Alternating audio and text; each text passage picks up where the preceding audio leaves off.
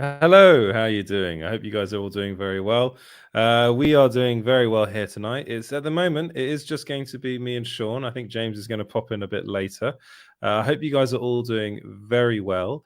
Who do we have in the chat? Oh, sorry. So welcome to Small Screen Live. If you could do, please like and subscribe. That'd be wonderful. You can watch us at the moment. We are doing both channels again. Unfortunately, we will still be doing that for, I think, the next week or so. But if you could, please go and watch us over on Small Screen Live and get the chat going over there. And who is in the chat? Speaking of the chat, we've got Bobby Anderson in the chat saying, on my way home, we'll see you all when I am there. Thank you very much, Bobby. Can't wait to have you in the chat very soon. Danzig 1979 saying, greetings. Hello, Danzig. I hope you're doing very well. We've got Jedi Master EJ in the chat saying, hello there, guys. Hey, Bobby, still working. Doubt I'll be able to chat, but I will be listening. Have a good show. Well, I hope you're doing very well, Jedi Master EJ. And we've got Kazakhs in the chat saying, mod formers, mod out.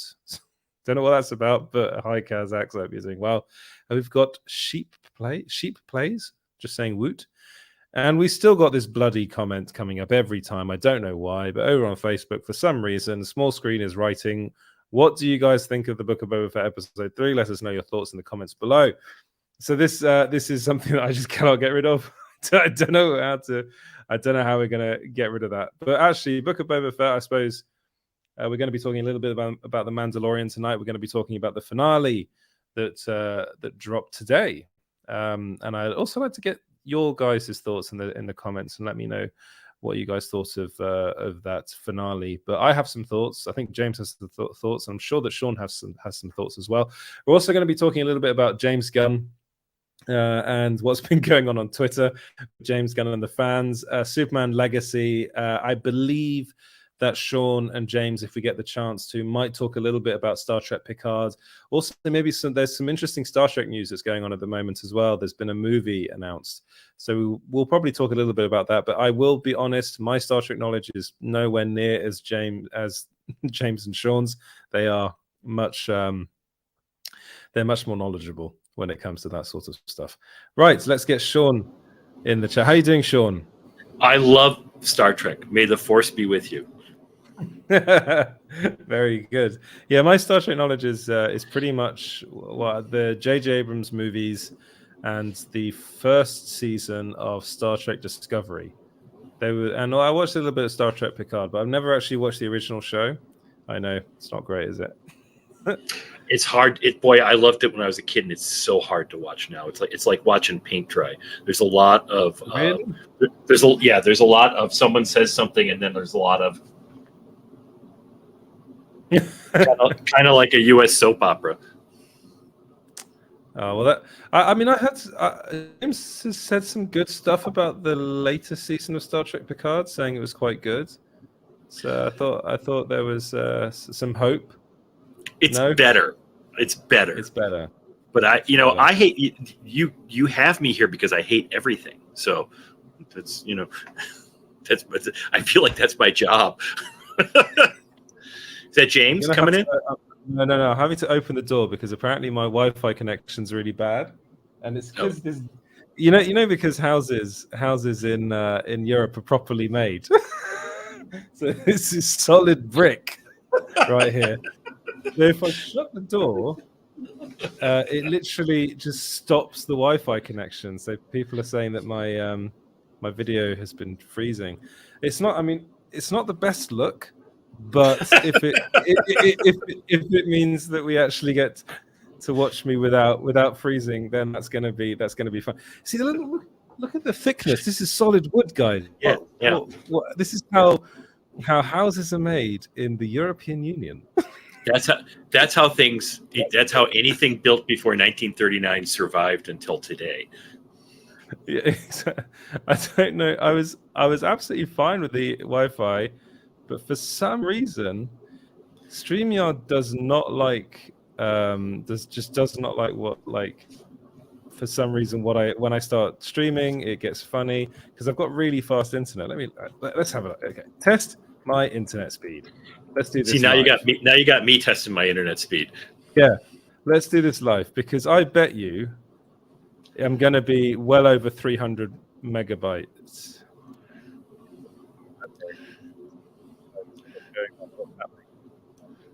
maybe I'm with a service provider in France, Orange. You see Orange. They will run out for having very fast. I don't know. You sounded very froggy. Is that the internet speed test changing it? No. Right. Am I actually like freezing? Yeah, a little bit. But your voice sort of went like it sounded like you were coming from a submarine. Oh dear. Okay, yeah. So there is a problem with my internet. That's annoying. That's very frustrating. Yeah, there seems to be an issue. Oh well, that's annoying. What's going on? I can hear you fine. Even when your image feed freezes, I can hear you fine. Yeah. Oh, that's frustrating. Oh well. Bobby, Kaz, and Dan are here. Yes, they're all here. Yeah, maybe someone has said maybe there's something going on, some riots going on in France that's stopping the internet for some reason. The internet itself is going on strike. It no longer has to do with people. It's actual not inanimate objects are now going on strike in Paris. Oh dear. This is not a good way to start a show. It's talking about internet speed. Who's interested in our internet speed? Put your hand up. Yeah. Yeah, because it's pretty. For some reason, it's pretty slow. Yeah, I'm not even getting 100 megabytes, which for me is very slow. But I don't really understand what's going on. Dear. Honestly, it's always at this time as well. It's like the minute I start streaming. This is Kazakh saying Edward sounding froggy comes with the territory. Bobby, it's a great way to start the show. Yeah. We're all going to eat a frog at the end of it, so that'll be the way to end it. For all the Mandalorian fans. Yeah, I think I know why it's slow. I had Chat GPT up, and I think that takes up a lot of bandwidth.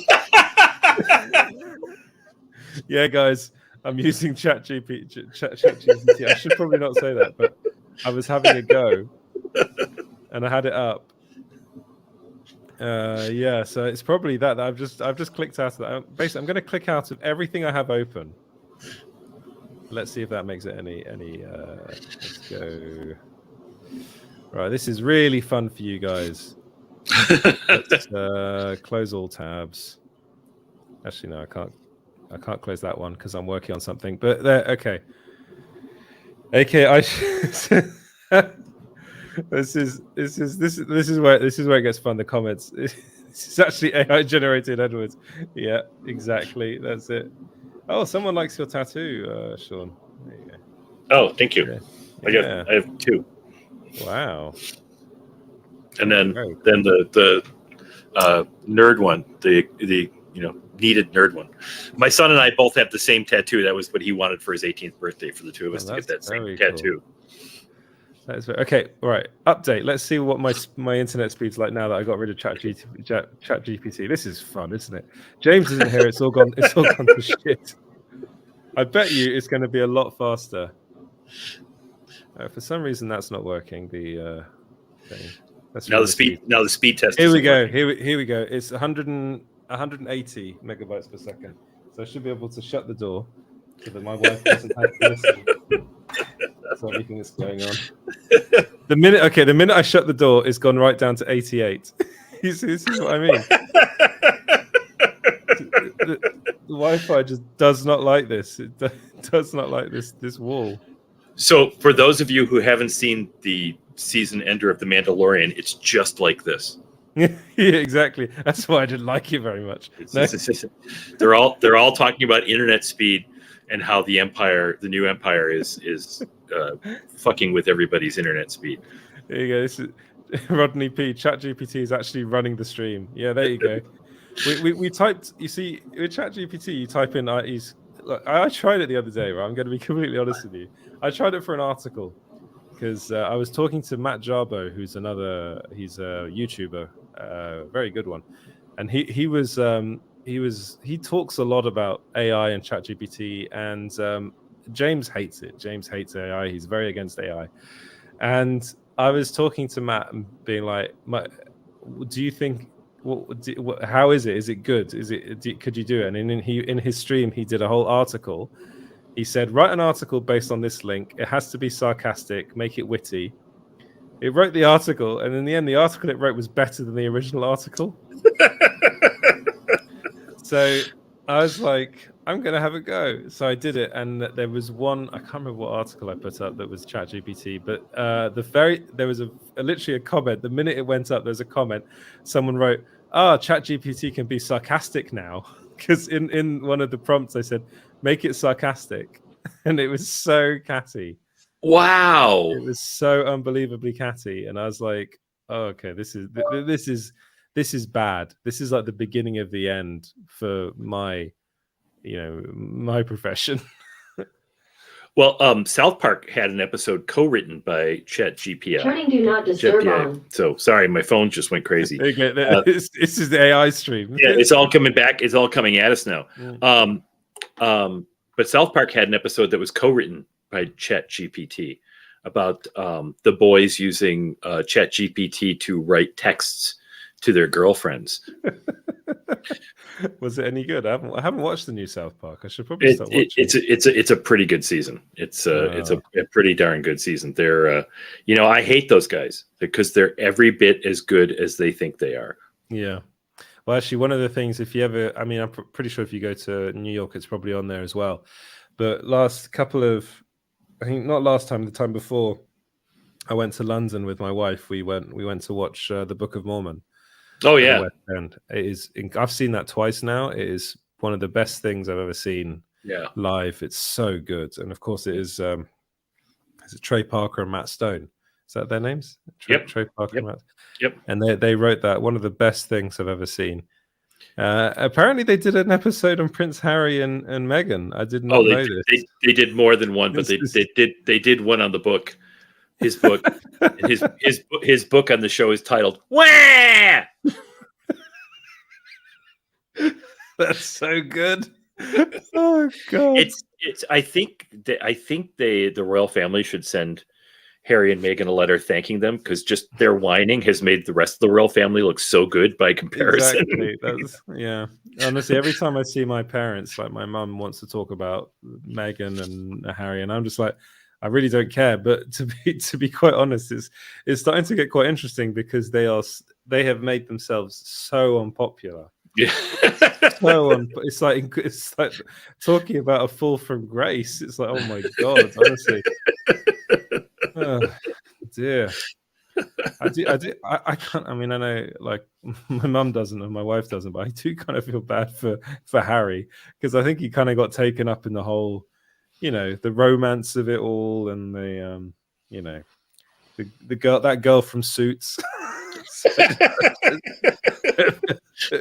feel that's so stupid. Oh dear. Talking about theater, if you ever want to see something really good, I don't know if it'll ever be performed again, but there was the play that got the Olivier 5-6 years ago was called King Charles III, and it was about Elizabeth II dying and Charles ascending the throne and almost causing a civil war because he stands up for freedom of the press. I didn't know. I've never heard of this. Was this on the West End? It was on the West End. I saw it. They brought the original cast to the States for 6 weeks, and I happened to be in New York and saw it. It's really terrific. It's all written in iambic pentameter, but in modern language. So it's as if Shakespeare was writing now, and it was really terrific. Really terrific. Well, that is one of the things about London. There's always something good to see. Like, it's one of the things I actually really miss about living. Well, living in Paris, I have seen some of the worst plays, literally the worst plays in my life. I went to see, I'm really into Sherlock Holmes. Yeah. So my wife thought it'd be a good idea. And I was like, this sounds like a fun thing to do. For some reason, the French are obsessed with Sherlock Holmes. I don't know why. Really? Yeah, really weird. They have a lot of plays. We went to see one, which was in a little place, which was good, but it was made for kids, So it was, and there was quite a funny bit in it where they made fun of the whole Johnny Depp Amber Heard trial, which I thought was quite amusing. But so they did that, and I watched that with my wife, and we were like, that's good. And then we thought, well, let's go to one that's a bit more serious. So there was one that is supposed like there's this thing in France called La Comédie Française, which is where all the big like actors will go to. Yeah, it's it's an outgrowth of Commedia dell'arte when it moved to Italy. Yeah, and I know stuff. This is why I talk about this with you, because I know you'd understand this. It's a bit like the equivalent in England is like RADA, I suppose, like the kind of the acting academy, and they were like, so it was written and directed and starring this guy that went to La Comédie Française. So we were like, okay, let's go and watch it. So first off, we paid I think it was about 50 euros each for the tickets, probably a bit more actually. So it's quite expensive. And then they showed us to our seats. These are your seats in French. I'm doing it in an English accent. Here are your seats, sir and lady. And they took us to right to the back of the room, to these seats that were literally just attached to the wall. And they were like these little like flip seats. We paid 50 euros for this, I think. It was probably 50, 80 euros. And then it wasn't just two seats, it was a row of these seats just stuck on the wall. And I could tell everyone that was sat in this row was pissed off. Just sat there like, oh, whoa.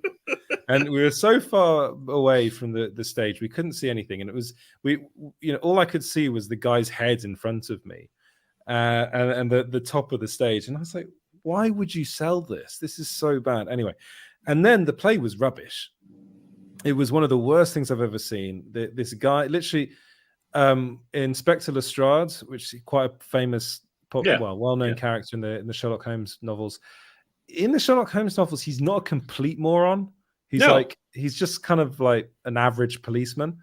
In the show, this live stage, obviously the guy that wrote the show as well, wrote this treatment of a Sherlock Holmes story, thought this Inspector Lestrade is my character, is my opportunity to act like Dupont in the Tintin, the twins. The twins. They're called Thompson and Thompson, I think. Thompson. So he did it like them. He performed it like he was a bumbling idiot.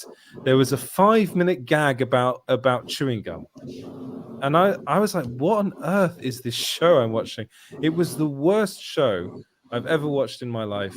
And every time I've been to a show in Paris, it's been awful. They're not very good at it, considering they kind of created the art as well. So theatre is kind of a French thing.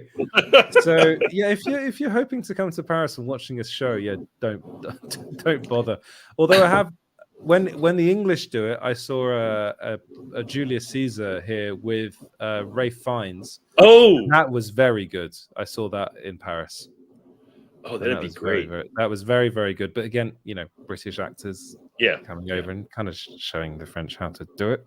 I don't want to be mean, but it's just something they're not great at. French cinema as well is an acquired taste, and French comedy is really an acquired taste. But that's enough French bashing. To continue on Sherlock Holmes and to tie it back to Star Trek, one of my acting teachers in college was a well-known theater director. He got he got a Tony Award for an off-Broadway play before the Obies existed. So he was pretty high up on the theater food chain. And he actually directed the Los Angeles production of Sherlock Holmes with Leonard Nimoy as Holmes. Oh, that's interesting casting. Yeah, and he used to come back because he would fly out there for 3 days and then come back and teach for a day and then fly back out there and do that. And he came back once after the first round of rehearsals and said, do you know why he was so good playing that character on that science fiction show? Because the man has no emotion to show. Yeah. Years later, I'm in LA and I'm doing stand-up. And I meet Alan Seuss, who was a TV comedian here in the 60s and 70s. And he was surprised I knew who he was. And I said, well, you played Moriarty in Sherlock Holmes. And my teacher, Warren Enters, directed it. And Alan went, oh, God, I loved Warren. Couldn't stand Leonard. That man has no emotion. Yeah. But to be quite honest, playing Sherlock, I think that might be quite a good quality. Yeah. But they had complaints about the way he performed and stuff like that. Alan talked about there's one scene where he's supposed to be reading a book and telling Holmes everything that's going to happen to him. And Nimoy would turn away from him every time. And Alan complained about it. And Nimoy said, "Well, that's part of my charm. That's part of my charm on stage. People expect me to turn away from the audience." And Alan said, to himself, he said, "That's fine, but I'm going to ham the fuck out of this every time you turn away." That's really weird. Yeah. Because I've never. What if I can't really think of things that I've seen Leonard Nimoy in that's not Star Trek related. I don't know. He might have popped up in something every now and again, but he was an actor that was very much tied to one character. Yeah. As soon as Star Trek went off, he went on to Mission Impossible and took over from Martin Landau as the Master of Disguise. But that show was like watching paint dry anyway. Well, I've only watched the Tom Cruise movies, so I can't. Yeah, which are a big improvement on the concept. I've heard. Yeah, I've heard. Yeah. All right, so nerd stuff. Yes, we got some comments here. Someone talking about the Mandalorian finale was an incoherent mess, with Din Djarin being rescued again. Lucasfilm has made Mando a big ass puss. Well, Darth Scorpio. Let's talk about the Mandalorian. Hard to add anything to that. Yeah. So Shaun, what did you make of it? I didn't know that it was an incoherent mess, but it was a lot of thunder and lightning and a lot of fan service. With we're going to see the Darksaber fight the bad guy. They brought back Moff Gideon really quickly and didn't really do much with him. I mean, if you're hiring Giancarlo Esposito, write him a fucking part. Don't make him have to make shit up to make it work. This season did not really seem to be much about Din Djarin and Grogu. It seemed to be more about Mandalorians, which I guess is interesting. I mean, I thought this season was better than last season, but it seems very predictable. And as I've said to older people, almost every episode I watch, I think, wasn't this Cheyenne on ABC in 1964? They're doing homage to television westerns, but it seems like they're just kind of remaking them with different costumes. That honestly, everything you just said about it, I agree with. Like I noticed, Dan, if you do dip out if you haven't watched it, because it's going to be very hard to talk about this episode without spoiling it. I know James was talking about trying to do it spoiler free, but honestly, I think we're going to have to, unfortunately. Yeah, I tried to get through without spoilers, but even this morning on our Facebook feed, somebody spoiled it. Yeah. It's really difficult, and so if you haven't watched it, do dip out now. But I agree with you. I think that I honestly watching it, and I rewatched it again just before the stream, and it kind of, because I was seeing a lot of people getting very annoyed with my review, and being like, "What are you talking about?" Like, and they've all got to jump on it too. Like, sometimes I see something on Facebook I disagree with, and I go, "Huh," and I go on to the next thing. Yeah. No. That doesn't happen with a lot of people. Some people really want to go into it and be like, "Well," because I basically said I think the show and this episode suffered from lazy writing, and someone said, "Well, I'd like to see something you've written." I saw that. And I was like, "This review," I wanted to say, but no, like, the why I said that was because I just felt like they kind of wrote themselves into a bit of a hole. And they did not know how to get out of it, and they kind of took the easy way out by kind of going, well, it all just ends in a big battle, and I still remember watching, I think I talked about this with you before, but watching the behind the scenes for, I think it was Attack of the Clones. So it was George Lucas talking about writing the movie and making the movie, and there was a bit in it when he comes out of a room and he's got this wad of paper. He's like, "Hey guys, I just finished writing the script. There's a lot of they fight," and I feel like that was the same thing with this episode. There's a lot of they fight. Yeah, and then one of the big problems I had with it, as you mentioned, was Moff Gideon. They bring him back to dispose of him incredibly quickly.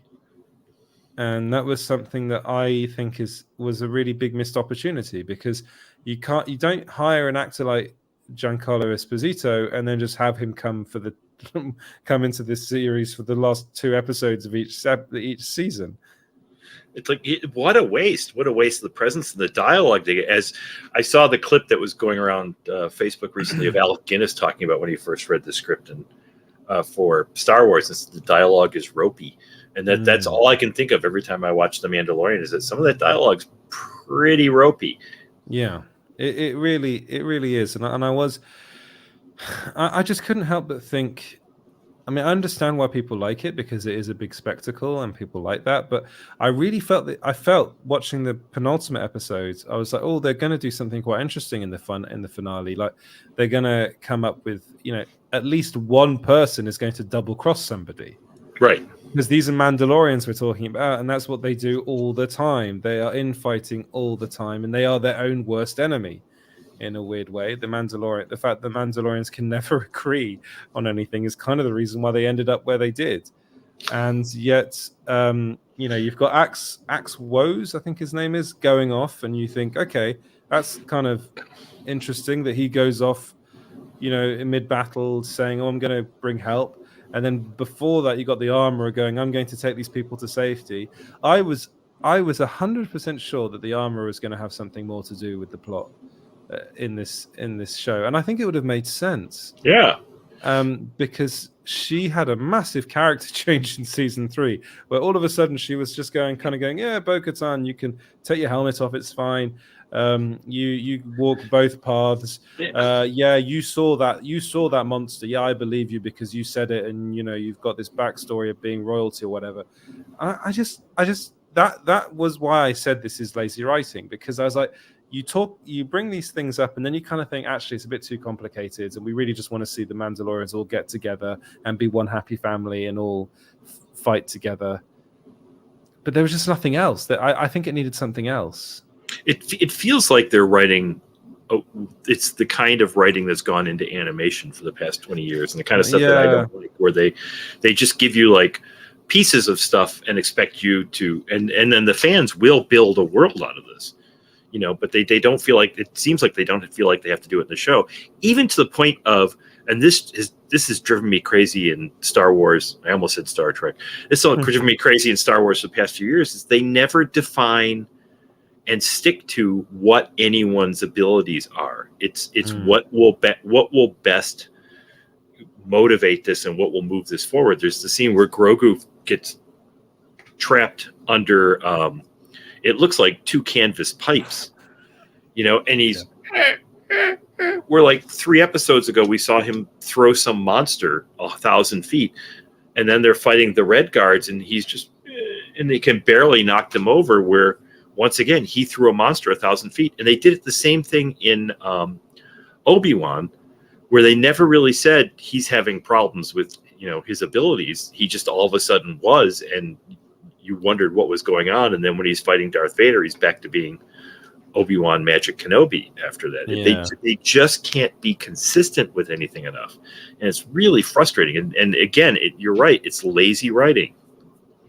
I mean, I got a lot of flack for saying that, but I do think it is, and I think we live in a post-Andor world as well now, where a show that is well thought through, that every story beat is there for a reason, and that is a very clever show. It's very well written. It's a show that you wouldn't really expect to be part of this Star Wars universe, because I think you're right, and this has been my whole worry about Dave Filoni this whole time, is he's a person that comes from animation.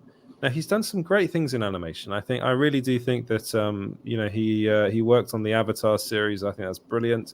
I did like a lot of his stuff in the Clone Wars and then Star Wars Rebels, but I also think he's a bit of a when it comes to creating things and writing things. He's very surface level, and nothing that he has written really delves that deep into plot, character development.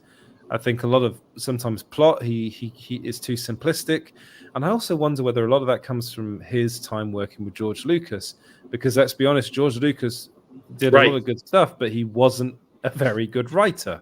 Did he do a lot of good stuff? Did he really? Well, he created the first Star Wars movie is brilliant, and I love it.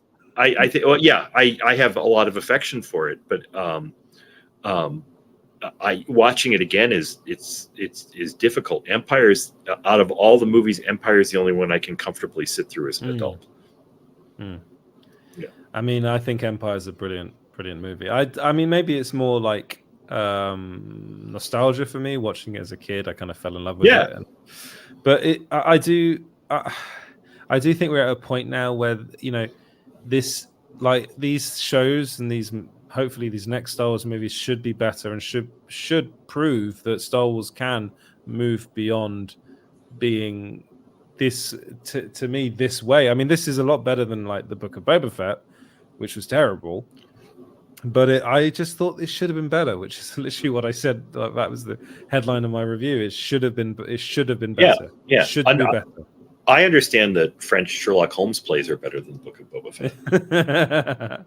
I mean, I think, and when we talk about Picard, we can talk about the same thing. Is I feel like they are making this all as fan service, and to me, it feels like they're talking down to the fans. It's like, you guys will buy this. We don't really need to give much character because they're going to make it all up anyway. Give them a big lightsaber fight and they're happy. And I don't want to think that Jon Favreau is thinking that way, because he's a terrific filmmaker, elf and chef and maid. It's just, I don't understand why his Star Wars work is so weak. Well, I wonder whether a lot of it is down to interference from the higher ups as well, wanting certain things to happen in it. Maybe I don't know. I don't know how much. I don't know. We don't know how much power Filoni and Favreau really have over this show. My impression is that they do, even though there have been those reports that Kathleen Kennedy kind of forced them to make the Book of Boba Fett and didn't want Mando or Din Djarin and Grogu to go their separate ways. Right. But I mean, I couldn't help but feel a bit disappointed by this finale, because I did think it was building up towards something more interesting, a bit more grown up, a bit more interesting to watch, and character. There was no real motivation. It's like, why? Like, I was thinking about it watching it a second time. I was like, why does Moff Gideon have a base on Mandalore? What was the point? That this is, and I was like, there were a lot of people talking about Moff Gideon originally being a Mandalorian, possibly, and I was like, that's a good idea. Give him some backstory. Like, and then I've seen some people say, he's not dead. That might. Here we go. This is Darth Scorpio saying, sorry, Scipio, saying that Moff Gideon died. The one that died was a clone. He still may be alive. Okay, all right, fine. But as far as this season's concerned, like, that wasn't the case. That was Moff Gideon, because, and this is another stupid part of the episode where the Mandalorian Din and Grogu just wander into what happens to be the cloning chamber, and they just press a few buttons and boom, they're all dead. I'm like, wouldn't you have? But one woke up. Don't forget the one that woke up. Yeah, the one that woke up. I was like, but this is what I mean. I thought it was super lazy. I was like, I do like the idea that these are just clones dying, and that there's a possibility of a bad guy that never really goes away. That's not a bad idea, but I don't know that they're setting that up. And if they do it, they're going to fall into it accidentally. Yeah, nothing seems planned. The whole, like you said, nothing's carrying through. The idea of this guy being an apostate in his religion and having to find a way to redeem himself, that's a powerful idea. And they use it almost like a subplot. It's just to drive him to meet other people, and then we're going to tell their stories. And it's sort of like, they're so in love with old westerns, sort of like Gunsmoke, where the story was almost never about Matt Dillon. It was about, it was an anthology show that happened to rotate around this Marshall and his hooker girlfriend. That's what it was. And there's none of that here. There was the really interesting thing, I think it's in episode 3, with the New Republic is now using some of the Empire's methods to re-educate people. But don't worry, because we're not using it as high a setting. That's really interesting, and I thought that was going to play out a little bit more. And it's like, no, we had these leftover scenes from Andor, so we're going to put them in here and hope nobody asks any questions about it more later on. That was the episode to me that a lot of people complained about, but I was like, this is the most interesting episode I've watched. It is because it's taking the thing is, I think this is true with Star Trek too. I think there's a lot of fans who don't want it to change. They want it to be that same thing forever. So George Lucas's ropey dialogue, that's a part of Star Wars. That's part of the soul of Star Wars. And if you actually got somebody who could write well-motivated dialogue, it wouldn't be Star Wars anymore. Well, they did that with Andor, and it was still Star Wars. But a lot of people hated it. They thought it was dull, and I thought it was. I didn't think it was genius, but I thought it was a lot more exciting than anything I'd seen, especially coming on the heels of Book of Boba Fett, which I was looking forward to, and that's my problem. I mean, I was the same. The thing is, I look forward to all of these shows. I was looking forward to Obi-Wan. I was looking forward to the Book of Boba Fett. I was looking forward to the Mandalorian season 3. I honestly, I felt this season has been really underwhelming. Really underwhelming. I was thinking it was going somewhere, and it just didn't go there. Yeah. And I was thinking there would be more to latch onto as a viewer, and there just wasn't. There's no intrigue. They made the show about Bo-Katan, really, and talk about Deus Ex Machina. Bo-Katan comes flying in out of nowhere, and I was like, "Oh, okay, fine." Well, and then they killed off this. If it's a clone, they killed off Moff Gideon exactly the same way Alex Raymond kills off Ming in the last Ming Flash Gordon strip in 1939. So a spaceship crashes into him while Flash is fighting him on the balcony. I mean, I just I don't understand how everyone else survives.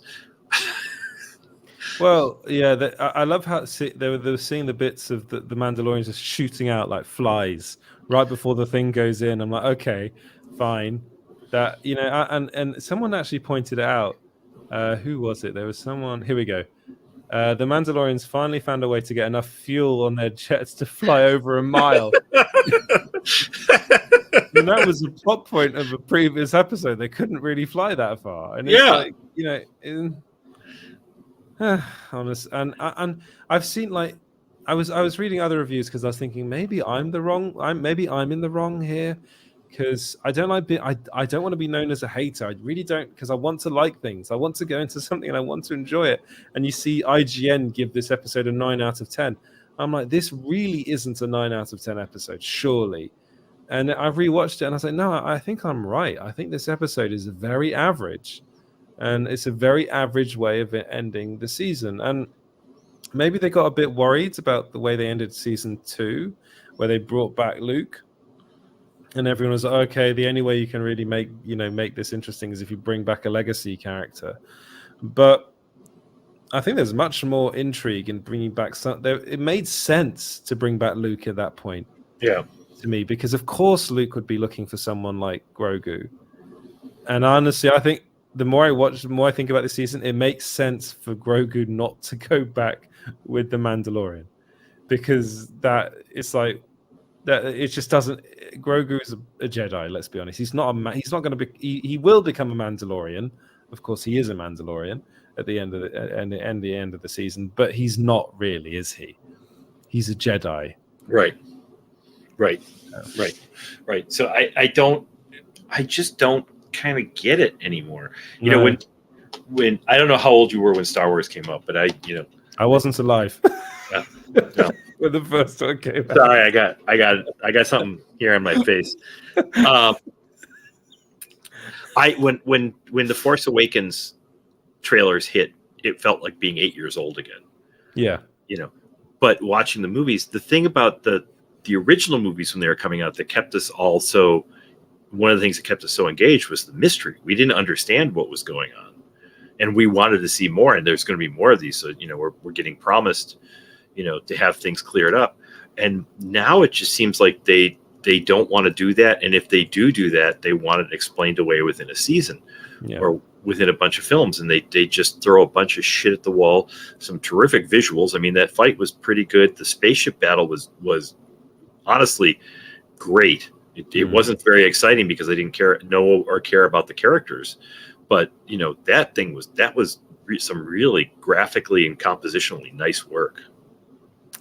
Yeah, it was, and this is the thing with a lot of these Star Wars shows is I think you're right. I think ever since J.J. Abrams kind of brought in the mystery box into the Star Wars universe, where really set it up with the Force Awakens, and everyone is going, "Oh, is Rey is she actually a Kenobi? Is she a Grey Jedi? Is she this?"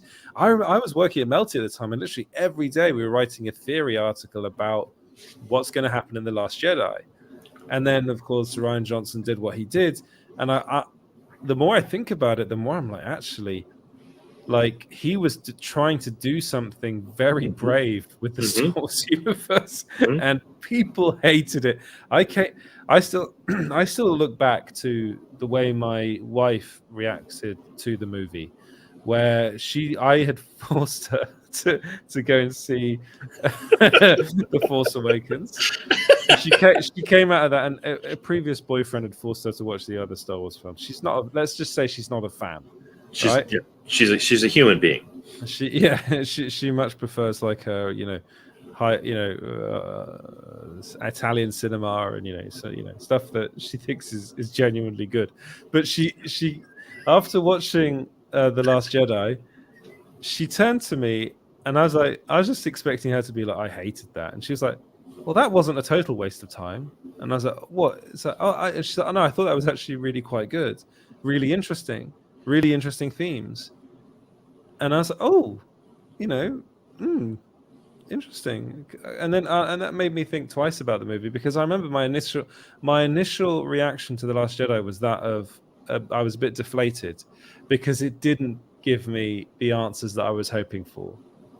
But then the more I thought about it, the more I was like, actually, that's even more interesting, because like it was about something that was bigger than just like the little mysteries of who is this person, it was about more about what was actually going on.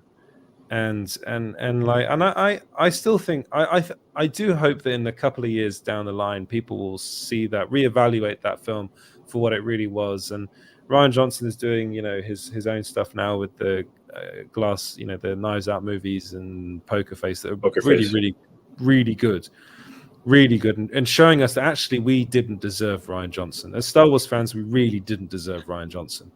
So now we've got fucking Dave Filoni, and I'm gonna be honest. The more I think about it, the more I'm like, he is just. This is what happens when you put fans in charge of things. That's right. Because I used to say at the studio, we should not be doing what they want. We should be leading them someplace they don't know they want to go. Exactly. And I agree with you on Rian Johnson's Star Wars movie. The only thing I hated about it was Leia in space, and not even that she was in space because it looked like bad photoshopping. Yeah, it looked weird.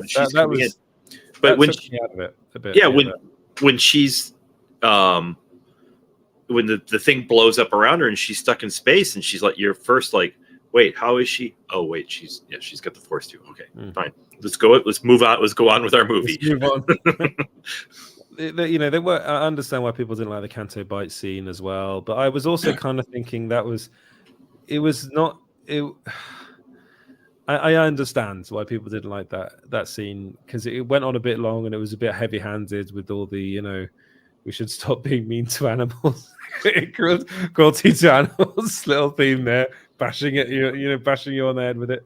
But I got it, and I also understand why Mark Hamill really took against it, because to him, he's played Luke Skywalker, and Luke Skywalker was always a certain way, and having to play him basically be a curmudgeon, someone that's lost the light. Was he a curmudgeon, or has he just had enough of it? It seems it's almost like Rian Johnson is saying, all you guys who watched it when you were 8, feel free to move on. Yeah. Luke's moved on, so you guys feel free. But this is also what I actually thought that was very brave. I was like, Rian Johnson obviously sat down and took some time to think, well, what what would happen to a person when, and this was set up by J.J. Abrams. Let's not forget, it was set up by J.J. Abrams. He was the one that came up with the idea of Kylo Ren being a former apprentice of Luke's that then killed everyone. So of course, you know, this is the story arc I would come up. Of course, someone would be severely depressed and feel as though they've failed, and probably want to go in hiding. You know, and I don't think people understood that, and I don't think Mark Hamill understood that, and I think that the fact that Mark Hamill only filmed like 2 seconds in the first movie was probably also a reason why he felt that way, because I mean, maybe he didn't really understand what was going on in that first movie and the story of it.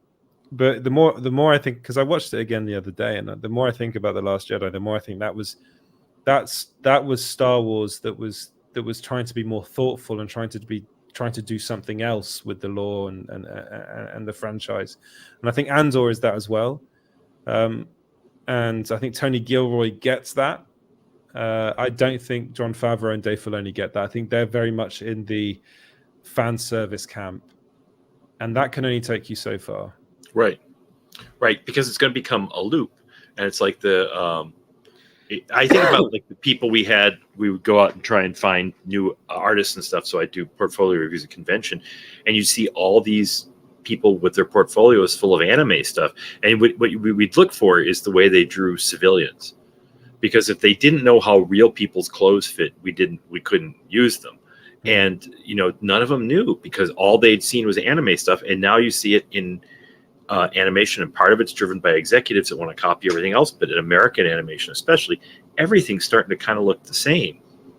And it's all referencing other animated stuff, and there's no bigger picture to any of it. Yeah. So I think, you know, Star Wars, then all they know is Star Wars. Yeah. They tend. I mean, again, all of these shows are directed by the same people. That's the other thing that I'm a bit. So you keep on getting Bryce Dallas Howard come back to direct. You get I can never pronounce his last name. The guy that directed these 2 last episodes, Rick Famuyiwa. Mm-hmm. I think that's how you pronounce it. Dave Filoni, of course. Jon Favreau directed a couple of episodes. I think maybe just the first episode actually Jon Favreau directed. But it's bright. And then you also have Deborah Chow. So these are the directors that are constantly doing these episodes. Deborah Chow did, I think, the whole of Obi-Wan Kenobi. I really think it's time for them to get new voices in.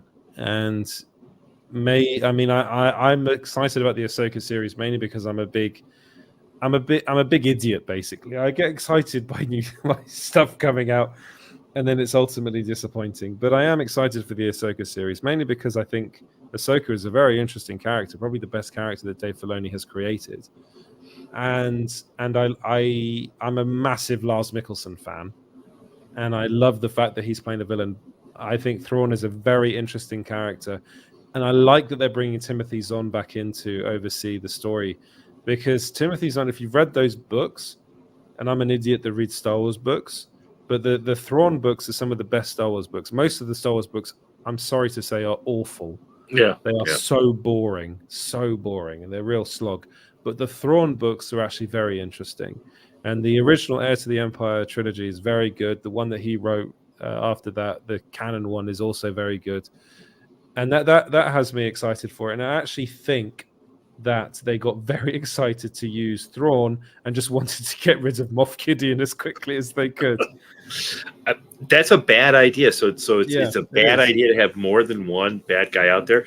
I liked all this stuff about the New Republic, and that the New Republic might not be such a bright light. And I like all this stuff that there's people who are holding on to the Empire. Like, you know, we used to have stories in the 70s about Nazis hiding in South America, and I think those are good ideas, but they're just giving like there's a bunch of bad guys, and then they just move on, and none of them have any power or anything, and then they kill them off. If you had Gideon and Thrawn, that becomes an interesting story, because obviously from what little I know about Thrawn, they're approaching rebuilding the Empire from 2 different ways. Yeah. You know, Thrawn is the military guy, and Gideon seems like he wants to be Darth Vader and learn how to be a magic guy. Yeah, which would have been interesting. That would have been Yeah. an interesting way to look at it. And Thrawn is in the in the books and the series, the Star Wars Rebels series, he's very much billed as a tactical genius. I think he's the only person, and this is even, I mean, Obi-Wan Kenobi, let's be honest, was a bit of an idiot, but he was the only person that was able to deduce who Darth Vader really was, that he was Anakin Skywalker. And he's a very interesting, and I like, he's a Moriarty type villain, which is something that I'm really looking forward to. And the fact that that Lars Mikkelsen was a villain in Sherlock, I think helps as well. You know, that's probably one of the reasons why he got the part to begin with. And he's a very, very good actor, and he deserves a lot more. He should be in so much more stuff. I like Mads Mikkelsen, his brother, but I think Lars Mikkelsen is the slightly better actor. But yeah. Wow, I don't know. Mads Mikkelsen's pretty terrific. They're both very good. Very, very talented family. The very, very talented, another very talented Danish acting family, like the Skarsgårds. Yeah. They're not Danish; they're Swedish, so they're Swedish. They're Swedish, yeah. But yeah. Let's just say Scandinavian. My kid and I are so fascinated by the Skarsgårds because as they get younger, the new current generation, as they get younger, they seem to get worse looking but more talented. Like you start with the really good looking guy who's just okay, and then they just get better. Stellan's pretty he's talented. No, Stellan's great, but who's the one that played Tarzan? That is Alexander. I was going to come with some random Brad. Yeah. Isn't he the oldest son? He's the oldest son. Yeah. Yeah. He was in True Blood, and yeah. Like ridiculously handsome. Not that great an actor. Yeah, he's not as good. Although he's very good in a film that's just come out called Infinity Pool. Which really? Yes, Brandon Cronenberg, David Cronenberg's son. You know, talk about nepotism. Film smacks of it, but Brandon Cronenberg's a very interesting writer. Produced by Sofia Coppola. Yes, starring Kate Hudson. Is Kate Hudson in it? No, I don't think. I think no. Mia Goth. I think Mia Goth's in it. Is it Mia Goth? I don't know. I haven't heard of it. You should check it out. It's very strange. A bit of a horror vibe. But yeah, there is another Skarsgård as well. There's Stellan Skarsgård, Alexander Skarsgård. Then there's the youngest one that's Bill Skarsgård, who's very good. The other one was in there was another one, Vikings. He played Loki in Vikings. And Gustav, that's his name. Yeah. And I don't know how good he is. I haven't seen him in much, but he's pretty damn good. He's a real off the wall character actor, but really sort of steals every scene he's in. Yeah, Bobby just saying, Peter, is there a Peter Skarsgård? Probably. I think Stellan had about 16 kids, and most of them were in acting. He is the Swedish film industry all by himself. Yes. Before we move on, let's go into the comments. What people have to say about the finale. Who's putting out hits on us for our feelings about the finale? Well, here Danzig said we also never got a scene with Han, Leia, and Luke. That was a missed opportunity. Yeah, well, unfortunately, we lost Carrie Fisher. So CGI can only take you so far, and honestly, the CGI in The Rise of Skywalker on her was a bit off-putting. So there's that. And then if Rey is rebuilding the Jedi Order, will we see Force Broomstick Kid? Says Jedi Master James. If they follow the Star Wars pattern, Rey will rebuild the Jedi Order, and then we'll have a disciple who turns evil and kills all of her things, because that happens like every 20 years apparently. That's how you know the bad guy's really bad. You just can't stop the Sith. You cannot stop the Sith. Yes, You can slow him down, but no. Eventually, the Jedi Order become a very boring political force that all sit around and do nothing. Yeah. And we got Danzig saying, "Here's hoping for a second season of Obi-Wan that improves on the first one." You know what? I don't think they're going to do that. I don't think they'll touch Obi-Wan after that first season.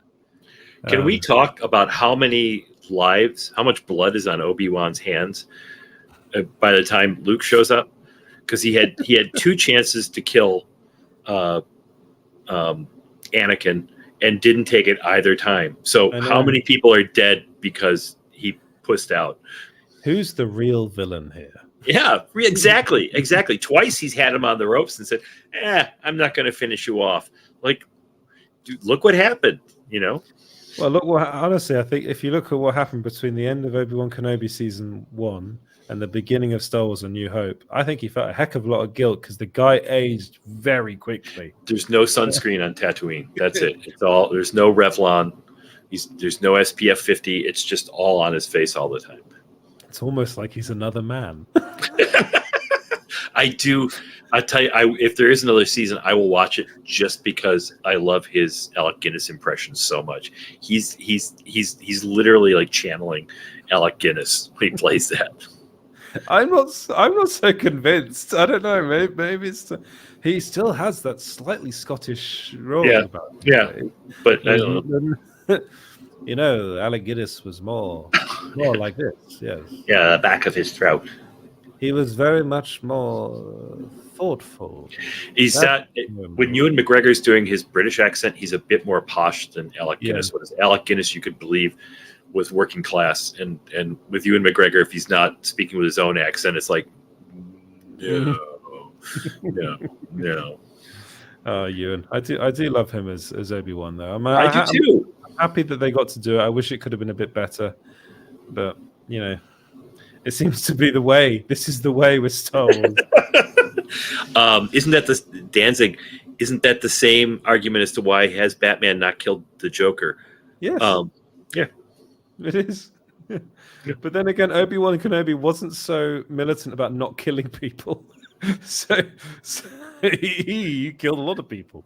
And he seemed comfortable with it. He's really good at it. Play to your strengths. Yeah, he was very, very good at... Actually, no, he wasn't very good at killing Darth Maul. Darth Maul survived. Somehow. Obviously, that was... created a whole underground, network of villains or something, isn't it? It was Red Dawn, I think, was created by him. Yeah. Another area of Star Wars lore that is... it's very strange. Sometimes are you like me, and sometimes you think about something like that and you're like, how does this shit get in here? Yeah. Sometimes I'm like, well, again, this was from, I think it was was it the Clone Wars where I can't remember, where they brought back Darth Maul and they gave him a whole horrible backstory where he falls and he's found by someone and he gives himself robotic legs and he's going around like a kind of a spider person, and then he's like, I was just looking at it, I was like, it's actually, as villains go, I was like, he's probably one of the best in the Star Wars universe because he's constantly being shat on. And he's like, in the end, he just gets killed by Obi-Wan in a desert.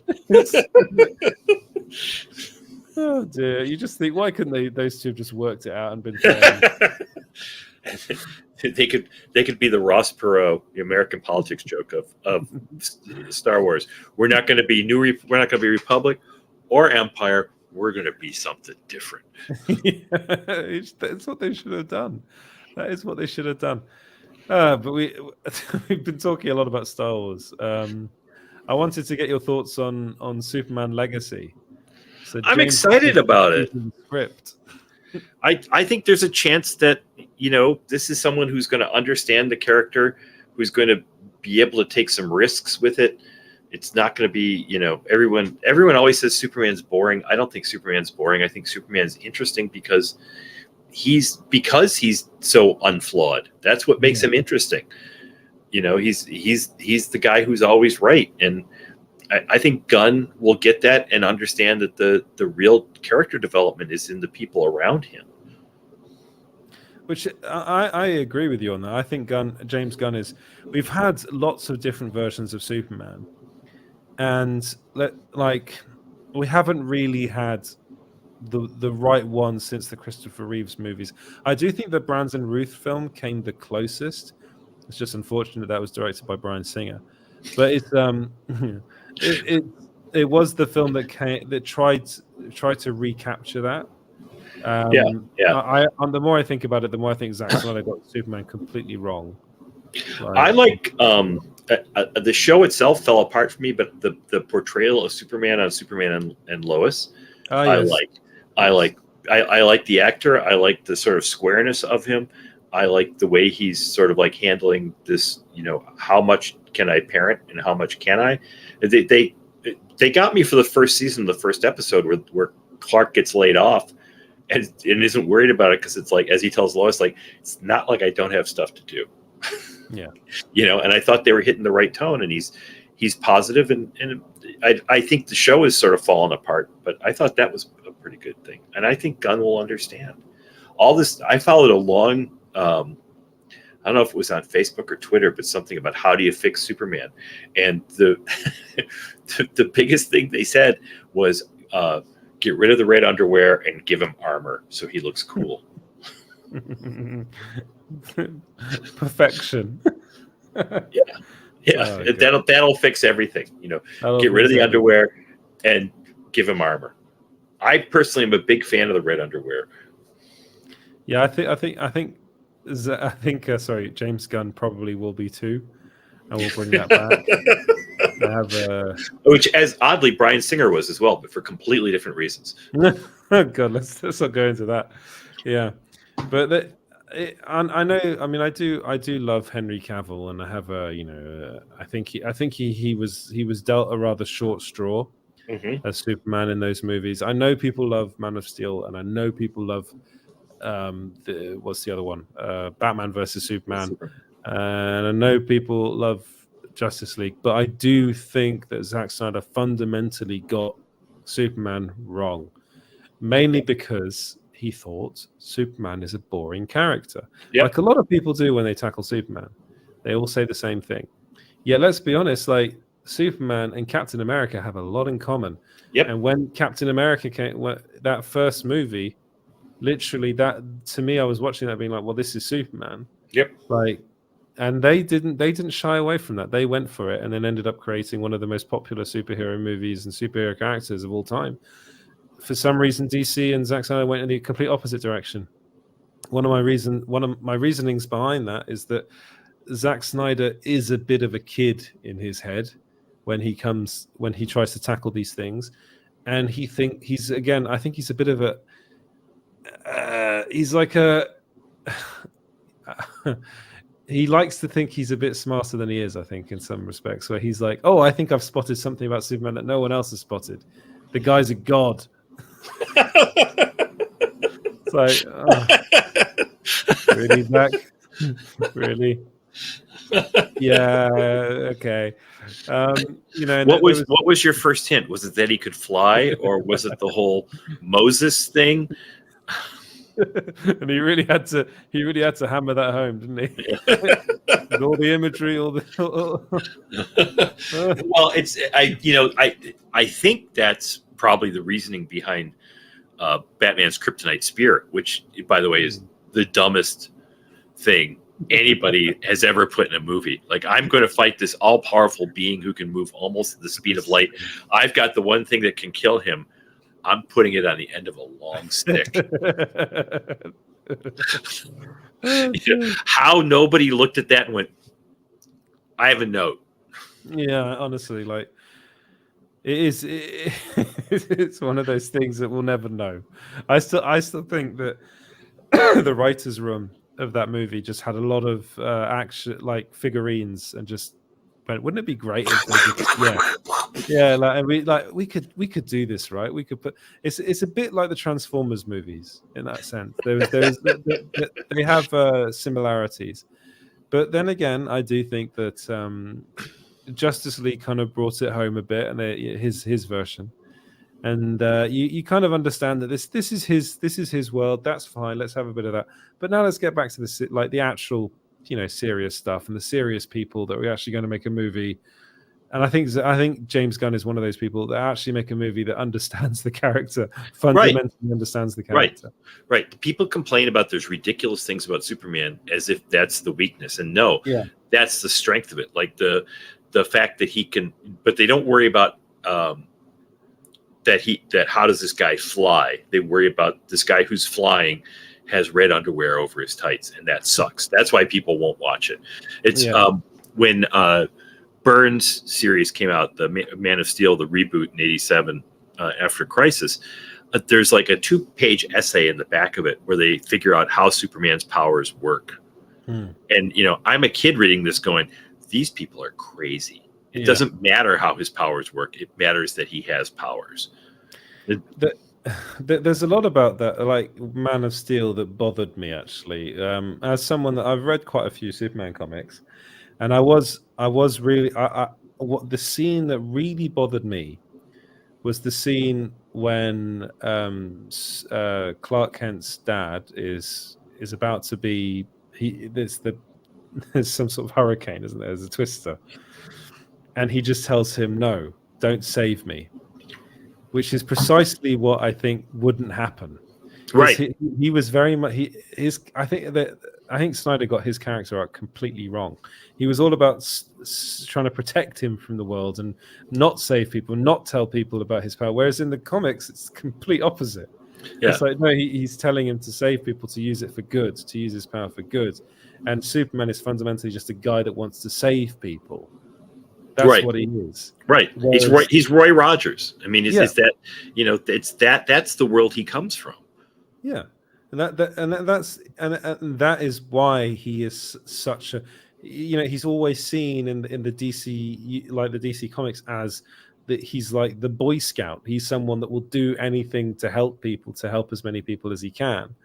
And that there was none of that in Zack Snyder's Superman in Man of Steel is a dick. Like there's that scene where he's working as a waiter and he gets beer poured all over him by someone in the bar. And what does Superman do? He goes out and destroys the guy's truck. Right. It's like, this is something that he would never do. Right. And the thing is that there were a lot of complaints about Superman 2, the Donner/Lester film. Yeah, because of the scene at the end where Clark Kent, when he had no powers, was bullied, and then when he has powers, he goes back and bullies the bullies, and it's very satisfying. But if you stop and think about it, like, would Superman do that? No, he'd let it, pull off his back. And the father thing is a really good point. It's the difference between Zack Snyder and, say, an adult. There's no reason why Jonathan Kent is saying, "Don't save me."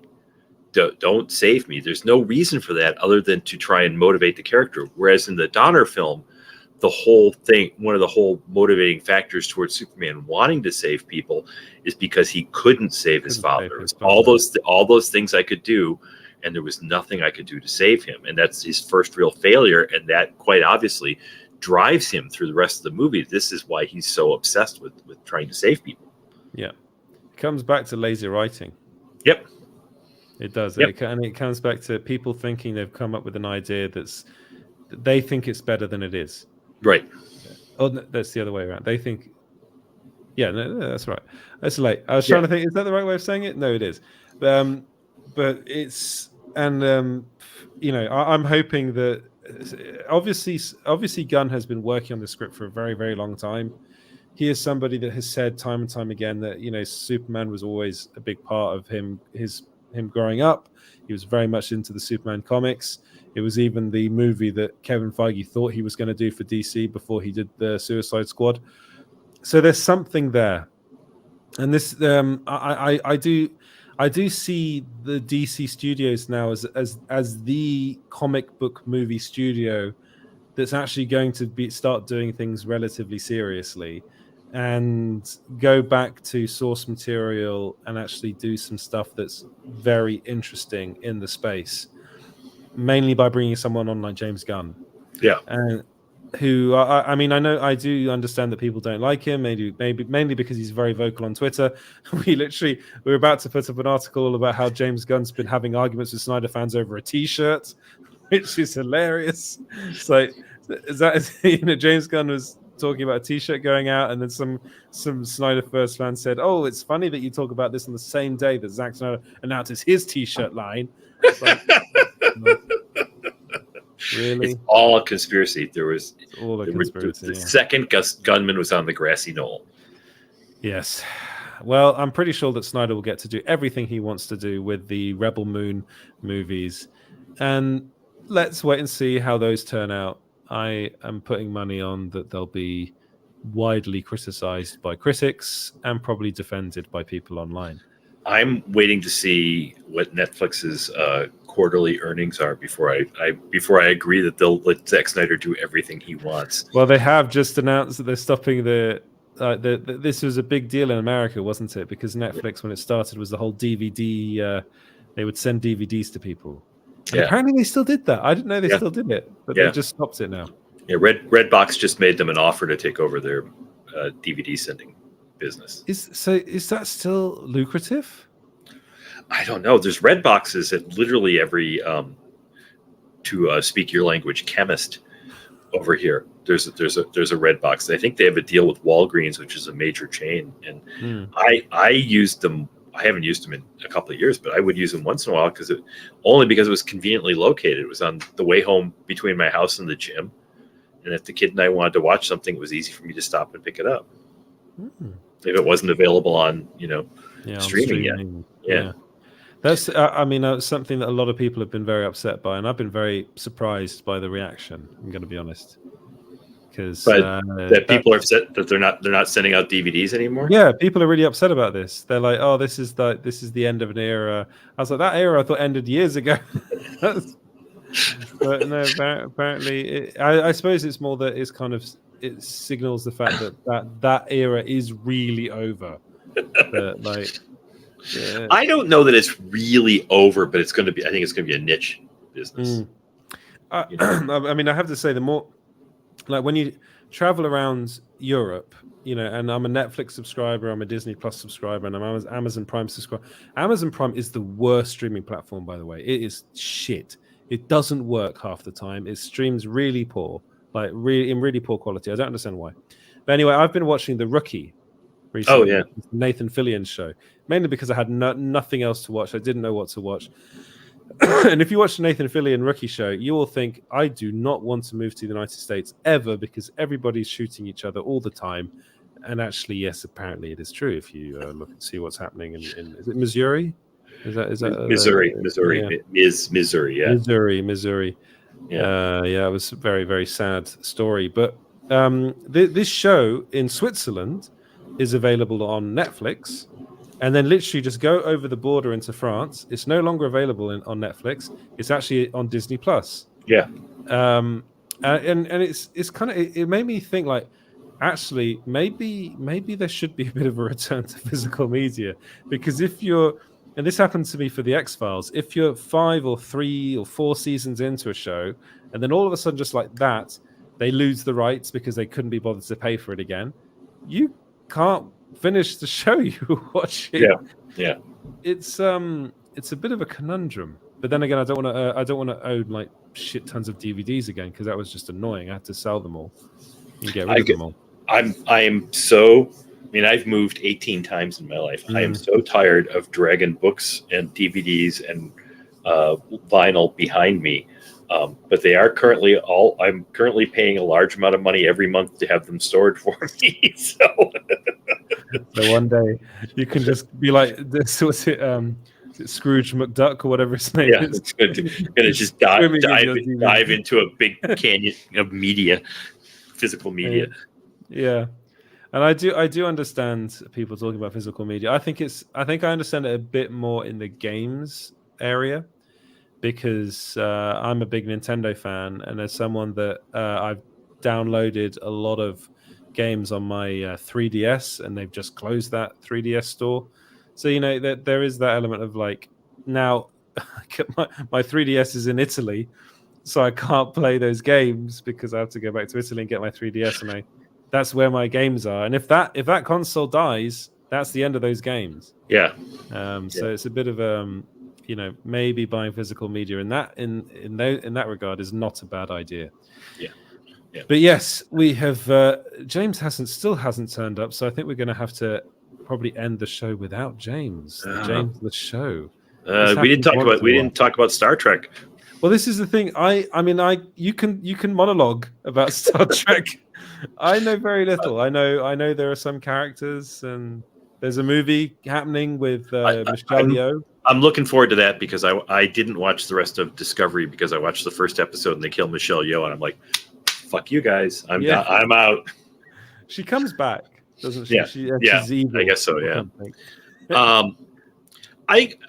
I think Picard's a decent Star Trek show. Star Trek, like Star Wars, is its own thing and it follows its own rules that aren't necessarily what we would see in the rest of drama. The only thing I dislike about this season of Picard is that, and I was a big fan of the original series was on. I was a big fan of all the movies up through Generations. Generations I didn't care for that much. Big fan of Next Generation. Watched Deep Space Nine. Not sure if you'd say I was a fan of it, and I tapped out after the first season of what's the Kate Mulgrew one? Star Trek. Star Trek. Yeah. I tapped out after that. But the big problem. I made that up, by the way. I did not know what it was. I think it is. I could be wrong too. It's a reunion show. Picard is a reunion show, and they're getting as much of the crew of the Next Generation back together, and now flying the actual Enterprise for one last adventure. And like all TV reunion shows, it doesn't work because it's just about getting the people together, and they do things that don't make any sense. Picard is a brilliant 1 minute, a moron the next. There's a character that they just killed off in the last episode called Captain Shaw that I really liked a lot because he was just like a pragmatic starship captain who looked at these people and said, great, you guys are heroes. You saved the galaxy a number of times. By the way, I also know how many times you crashed your ship and how many people got killed hanging out with you, and my crew's not going to be among them. And he wound up being like a heroic character, but he was just this pragmatic starship captain. Like, I'm out here to explore things and make sure my crew gets back alive, period. You guys have your fancy adventures. I'm the guy who's holding things together while you guys are out there doing that.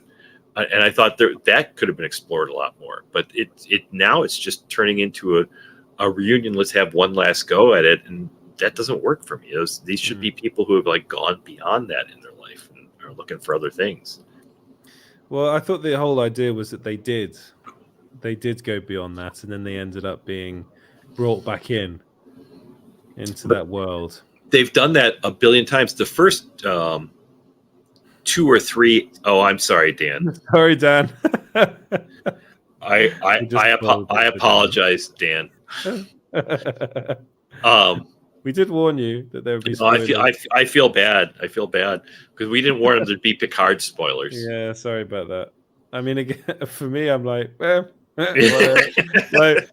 as far as my sci-fi is concerned, I watch Star Wars and then rewatch Firefly. I know that people probably don't like the fact that I rewatch Firefly because of who made it, but that is still a very good sci-fi show. Sure. I like it. I like it a lot. I think everybody. I am no longer a high school person who's like, you like Firefly? Ew. What was wrong with Firefly? People can dig what they want to dig. I mean, there's nothing wrong with it. I don't care for it. Why? Tell me. I'm not a Nathan Fillion fan. Oh my god. I think he's doing this all the time. Yeah, I love it. I love. Yeah, I don't like that. I know it's a space western, but I don't think it does either of those things particularly well. And I think the interesting ideas, like how old book may or may not be, are sort of ignored in favor of doing some flashy, jokey adventure. But that's where I am in my life. So that was all going to happen in season 2. No. I did read one really funny article where they were going to Book was actually going to be wind up being the character he played on Barney Miller, who's just somehow survived for thousands of years. Have you ever heard of a comic book writer called Greg Pak? Yeah. So I interviewed Greg Pak a number of times, actually. I first met him at a Google event. Very weirdly, he was there. He was one of the judges for something. And he writes a lot of the Firefly comics. So he wrote, the big thing that he wrote was World War. It wasn't World War Hulk. It was Planet Hulk. Planet Hulk. Yeah, I really, out of all the Hulk books I've ever read, that's by far my favorite. Yeah, and I got to interview him before the release of Thor Ragnarok, and ask him like if anyone had messaged him and been like, hey, what can we use? What should we do? He's like, honestly, no, no one's spoken to me, which is of course going to be the answer to comic book writers. Right. But he has written some really interesting stuff in the Firefly universe. And I would highly recommend a lot of the comics that he wrote for. He wrote 3, I think, a series of 3 graphic novels that are all. I think it's Dark Horse that does the Firefly comics. They're very good. I mean, I'm that for me. Firefly was my Star Trek. Yeah, and it was on when I was a kid, and I watched it out of order because for some reason they aired it out of order. No one understood why. Was it dubbed or subtitled? It was. Did you watch it in France? I watched it in English. Okay. No. I watched it in English, and we had it was on some channel that we had in English, like the one English channel we had. So it was that and Blake 7. Oh, they were the two science fiction shows that I used to watch, and Doctor Who as well. But that was my science fiction growing up, not Star Trek. Yeah, I Star Trek After School on Channel 2. There'd be the Money movie, where they would play an hour and a half movie, and during the movie they had the local phone book. So phone books were things we had before we had the internet. I know. They had the phone book shredded, and I got hit by some. And they would show a movie, and then they'd stop the movie once in a while for a commercial, and the host would come out and pick a shredded piece of the phone book and call the person up, and if they could tell what movie was on, they got $50. But that was like where I saw. That was where I saw all the Warner Brothers movies, where I saw Casablanca, I saw Maltese Falcon, I saw all that on there. And then right after that, Star Trek would be on. Yeah, I don't know. I mean, maybe Dan can help me out on that. I don't know where Star Trek was shown in the UK, but it was something that I always, maybe it was more because my dad wasn't really into it either, didn't really like Star Trek. He was always more into, he'd just watch anything about the Second World War, to be honest, my dad. Yeah. I think it was more Doctor Who was his thing. He grew up with that. And so I watched a lot of that. But Star Trek, my introduction to Star Trek was really like the first J.J. Abrams movie. Oh, okay. And then I watched some of the episodes of the like Captain Kirk. What's the actor called? William Shatner. Yeah, I watched some episodes with him, and like the famous ones where they had the first interracial kiss on screen and stuff like that on American television. But apart from that, it never really grabbed me. I always felt that the costumes were just a bit too weird, even for me. That was watching Doctor Who. Did you watch Blake 7? And I watched Blake 7. But there was something I don't know. I just felt Blake 7 was kind of grimy. Mm-hmm. There was like a bit of a grimy kind of aspect to Blake 7 that Star Trek didn't quite have. And it was just kind of more British version of it, I suppose, in a weird way. Yeah. We had I had 2 much older brothers. I had 2 brothers that were 13 and 11 years older than me. So I got all that stuff from the 60s and before from them. It's like, you need to watch this now. It was Star Trek and old Dick Tracy movies from the 40s that had been on TV when they were kids. My so I'm the oldest, so I was the one.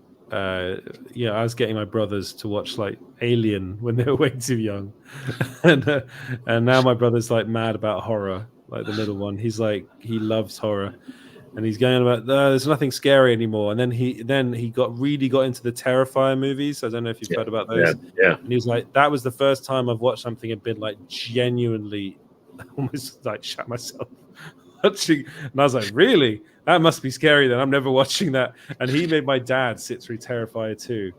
And my dad was telling me that was the worst experience of my life. And it's like 3 hours long. It's like, it's terrible. Do you know I'm sorry. Do you know the movie, the original version of The Haunting from 1964 with John Mills and yes. They sat me down to watch that when I was like 6, and I never made it all the way through that movie until I was like 30. Yeah, I'm not surprised. I the original version I did that was part of my film course at university. That's terrifying. It's brilliant, isn't it? It's brilliant. And we did that, and then we did a lot of so that would have a bit later would have been the Dario Argento movies that we covered as well. Some of like Suspiria and some of his films after that. Yeah. But that's 64. I think it's 63 or 64. 63. You get to the door breathing, and I'm like, I'm out. Yeah, I'm done. Very good. Yeah. Dan comes up with some good Babylon 5. That was a good one. I remember that. Yeah. And Bakertown saying Terrifier 2 is so awesome. Your poor dad. Yeah, my dad, he will watch anything about the Second World War, but not. I was very shocked when he said he watched that with my brother. Tell your dad I'm back to reading Alistair MacLean books now. If you like Second World War, he's probably read those. Oh, maybe. I just finished the sequel to The Guns of Navarone. What is this? What's this? You need to get Fredwood on to have a horror special. Are you talking about my other brother Freddie? No, that's Roberts, the one that loves horror. Freddie, I don't know. Freddie's a bit. He'll probably watch horror, but he's a bit precious. he's very much into his his comic book movies and stuff like that. But I don't think he's really. He's more of a he's very much into Hogwarts Legacy at the moment. It's something. Yeah. Again, we bonded over Harry Potter, and I'm not going to talk about J.K. Rowling. Don't worry. Excited about the new series? Are you excited about they're going to do a series? You know what? It's the way they should have done it to begin with. Because she didn't want it. Well, of course she didn't. It was more money if she did movies. She was much more interested in that. But I think that it could be really good if they go about it properly. I think they might run out of money personally, because if they want to make how many books is it? Is it 7 or 6 books? Seven. No, books. Six books. 6 books, 7 movies. 7 movies. Yeah. So that'll be 6 seasons. They could probably get 6 seasons. That might work. But I don't know. People might.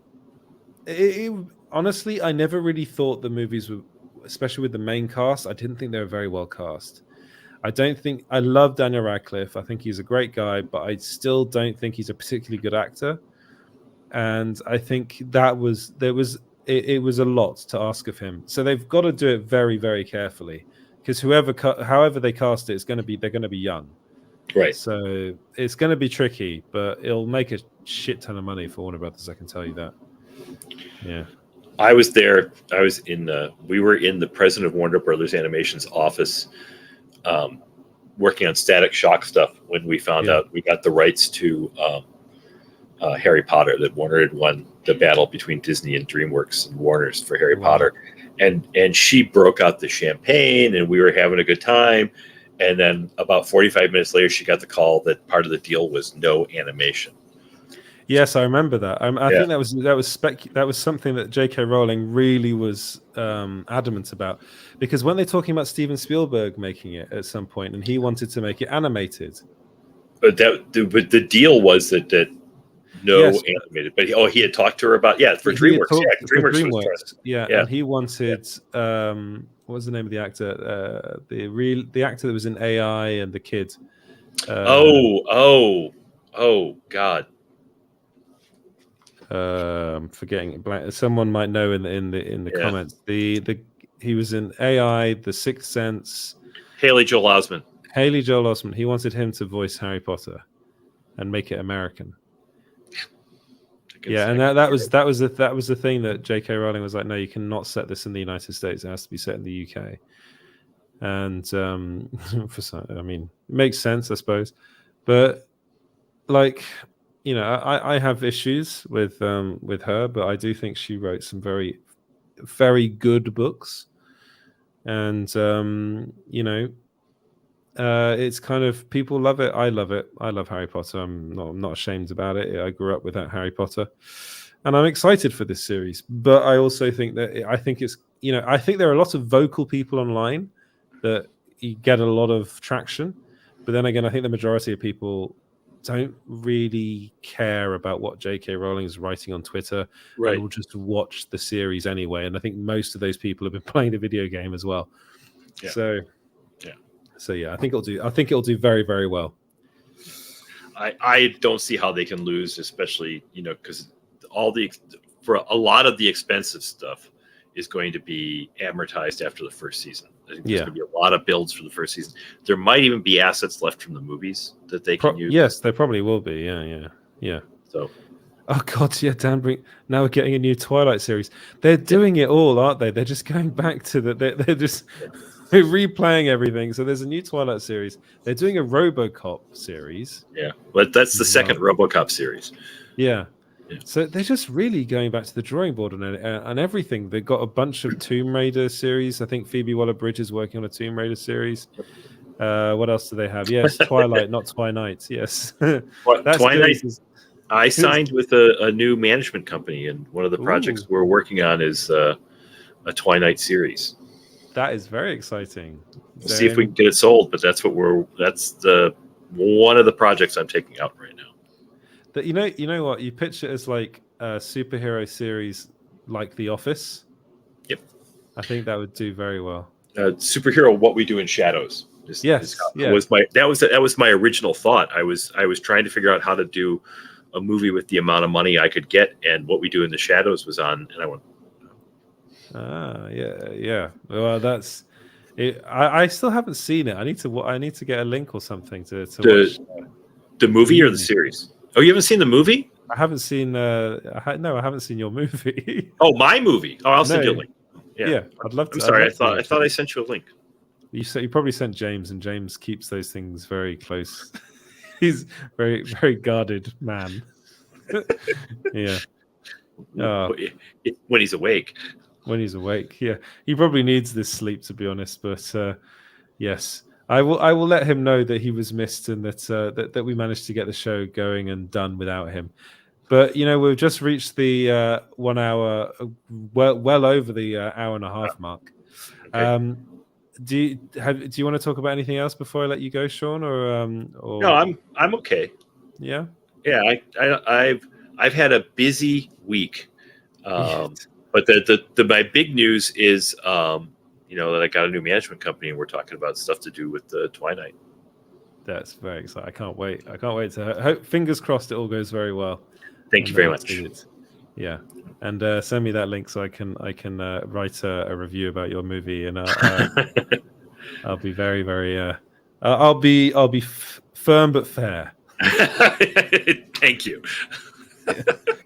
Oh yes, Dan, you come in with the last bit. The Reed Richards rumor. Yeah, okay. You know what? I was talking about ChatGPT earlier. I got ChatGPT to write a little article about this, and it's hilarious. Are we talking about the Adam Driver? The Adam Driver rumor. I'm all about it. Like there was somebody on Facebook like, no, I want John Krasinski back. Really? Because I'd like an actor to play Reed Richards. I'm okay not seeing John Krasinski back as Reed Richards. Yeah, I'm surprised by this, to be honest. There were these rumors before that they were circling Adam Driver, but I'm surprised he wants to sign himself up to another franchise. maybe he thinks that they can do better. He can do better than what the sort of short shrift they gave Kylo. Potentially, but I'm also a bit like, I'm also wondering whether, because he's done a lot of stuff, like the movie that came out this year that he was in, 65, I think it's called, really bombed. That bombed hard. So I'm wondering whether he's kind of thinking, maybe I should play it safe, and Marvel is quite safe.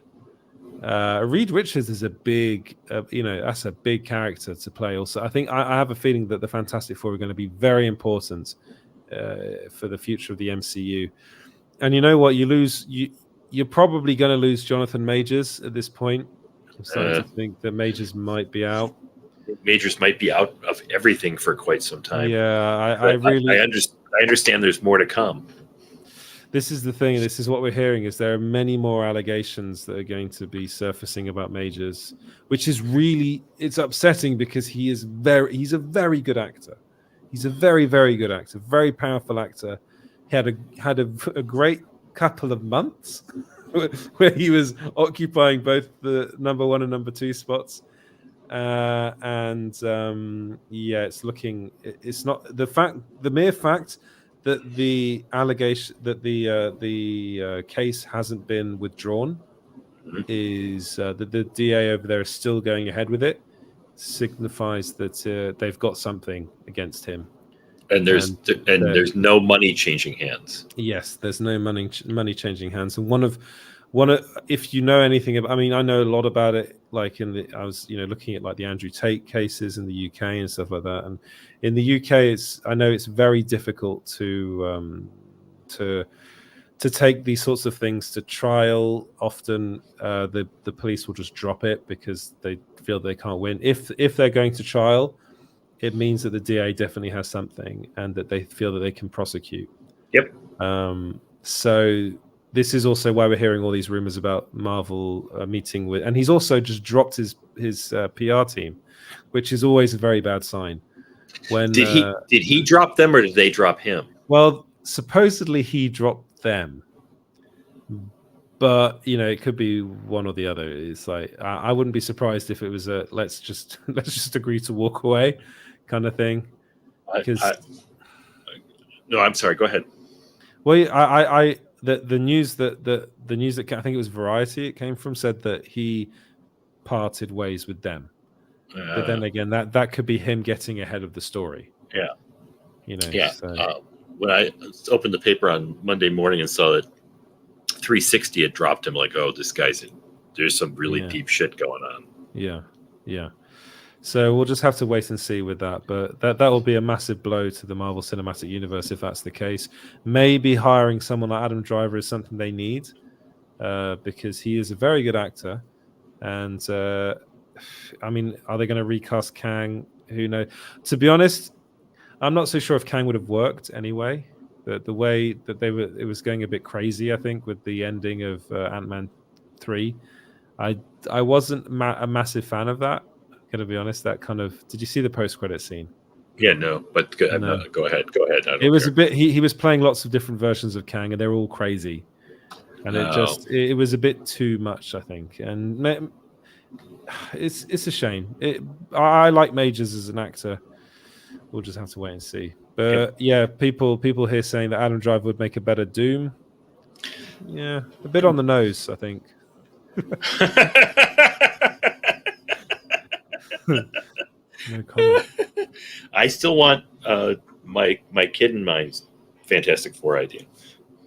Your what's? Are they back to the 60s? Yeah, they're all black, and that's why nobody knew they were around. And they've been in the negative zone fighting a nihilist for 40, 50 years. Well, there are rumors that they are going to go back, or they're going to be from the 1960s. Yeah, I think that's a good idea. I think there's some good stuff to be done there. Yeah, I think so too. But no, Dan, they haven't dropped. Have they? Did they actually drop Majors? No, I don't think they have done I yet. I haven't seen it yet. Yeah. And here we go. Just CGI Kang or get Tyler Perry.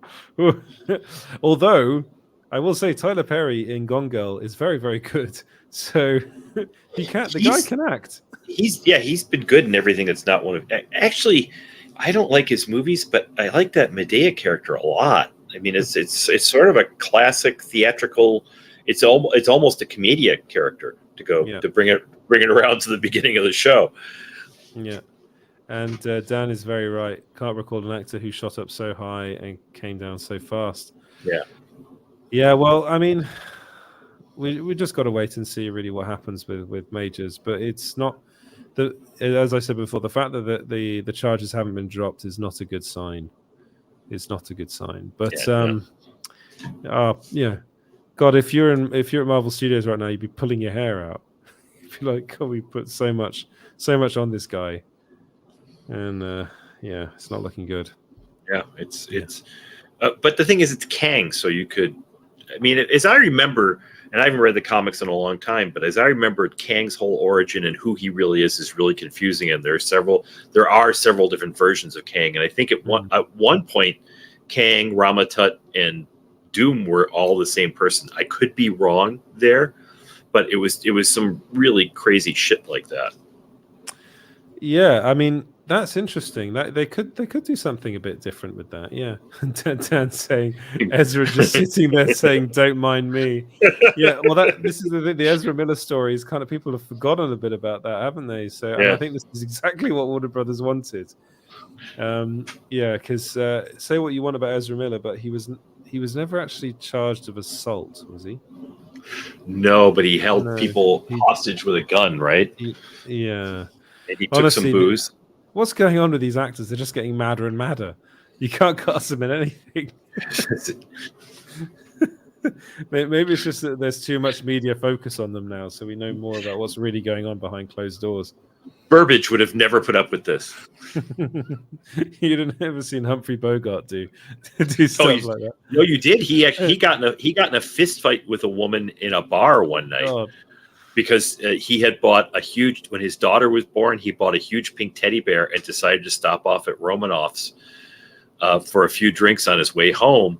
And he had a few too many, and someone tried to take the kids. The teddy bear was sitting at the bar, and some woman came and took it, and he got into a fight with her over it. Oh my God. The English actor that often got drunk, what was his name? Which one? Oliver Reed, Richard Harris. Oliver Reed. Oliver Reed. He was the one. I think it was Michael Caine had a story about Oliver going to a bar and seeing Oliver Reed be there, and then he was. I can't exactly remember what he did, but he said he did something like he had to leave his hat. He had a very nice hat or something, and he made sure to leave it in a very secluded place because I don't want my hat to get anything on it. Or so, it's something because he saw Oliver Reed. He's like, the minute I saw him, I knew all hell was going to break loose. Well, there's a story about Richard Harris when he was still drinking, walking into a bar, and Oliver Reed was sitting at the bar, and Reed turned around and looked at him, stood up, Harris put his coat down, and they just started whapping at each other in the middle of the bar. But that's all right. It's actor on actor violence, so it's fine. it's fine. You don't hear of a lot of deaths from actor on actor violence. Yeah, exactly.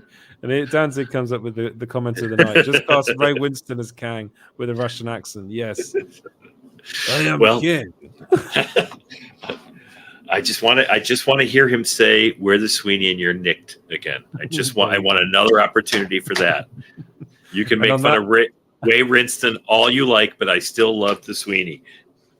And on that bombshell, we should go. We should go.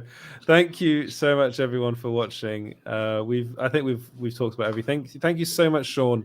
Thanks, for coming buddy. on and talking for so long. Just let everyone know where they can find you before you go. I'm on Facebook as Shaun McLaughlin, Twitter as Cheap Jack Shakes, and Instagram as Cheap Jack Shakes. Brilliant. Make sure you follow him everywhere, guys, and we'll be looking forward to seeing more of Twilight, and I'll be looking forward to actually watching Twilight. And link is already sent. Brilliant. Thank you very much, Shaun. Right. Thank you so much. Thanks, everybody. Thanks, Ed. Thanks. Bye. Right, thank you so much, guys, for watching. Before we go, I will just go over some of the comments. The last comment. So Dan saying, "Have you seen the Orson Welles wine advert outtakes?" No, I haven't, but I bet you they're pretty insane. Bobby saying, "All kinds of stuff went on in old Hollywood. They had fixers and people were paid off." Yes, it's true. It's true. We've got Kazax here saying, "May Snyder have mercy on your souls." Good night. Yes, well, I hope he forgives me for all the stuff I've said. But yeah, thank you so much, everyone, for watching, and it's been a real pleasure doing this with you guys tonight. Sorry, James couldn't be here. He's not very. He's probably not very well, actually. So I hope he gets better. But yeah, if you are interested in all things small screen, I'm pretty sure you guys are all doing it already. But if you could like, subscribe, share, you can follow us at Small Screen Co everywhere. That's Twitter, Instagram, Facebook. Sorry, I'm going to cough. Also, if you could go and go onto the website and click on the links and read the articles there, that would be really, really appreciated. And so James has COVID. That is very unfortunate. Again, he's got COVID again. Oh God, when will this end? When will this end? When will this madness end? And on that bombshell, I'll say goodbye. Thank you so much, guys, for watching, and we'll see you next week. Cheers.